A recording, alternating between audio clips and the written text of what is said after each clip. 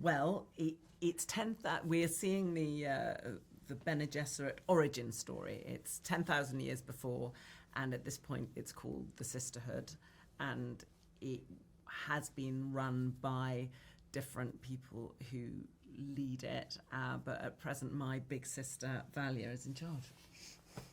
Yes, we have found ourselves at the front of the Sisterhood, having come from this incredibly messed up, complex family, a family who've basically been banished and vilified and humiliated by the Atreides, who is obviously the ancestors of Paul Atreides.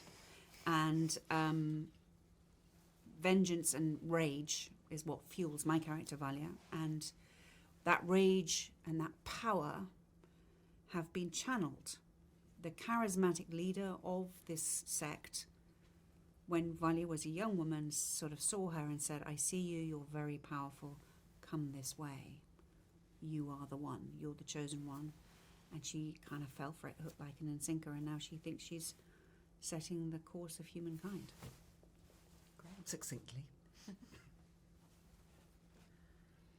Yeah, the Harkonnen sisters have set up an interesting way.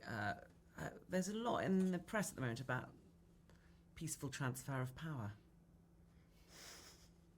No spoilers, but yeah, they take us quite unconventional, certainly not a democratic view of how to pass power from one group of leaders to the next.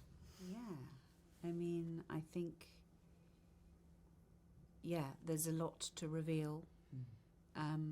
And we discover layers and layers about these two women's past as we go through the series, and I think there's some very dark secrets that we're holding each other close because we have to keep them. The skeletons aren't necessarily in a cupboard.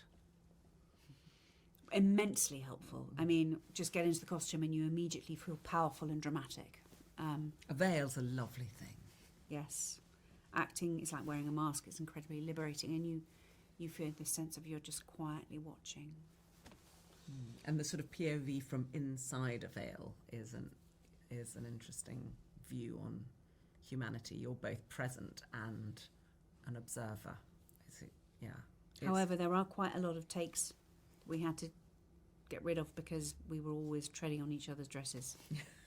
Yeah, the younger generation don't know how to deal with a train. We had training at drama school, but I think that's gone now. First of all, let's point out they're not guys. They're not.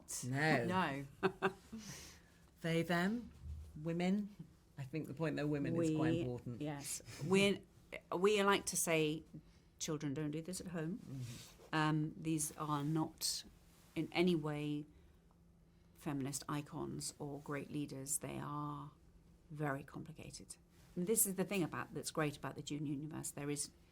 It's morally ambiguous and sort of cyclical in its sense of things coming back to grudges, land wars, power wars, energy wars, vengeance. It's a terrible thing to set off.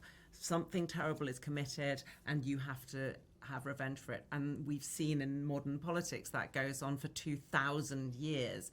And it goes on for 10,000, 20,000 years. You've got the wrong surname.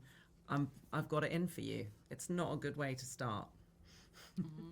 Well, in the Dune universe, the women are sort of standing in the shadows, veiled, but are actually pulling the strings.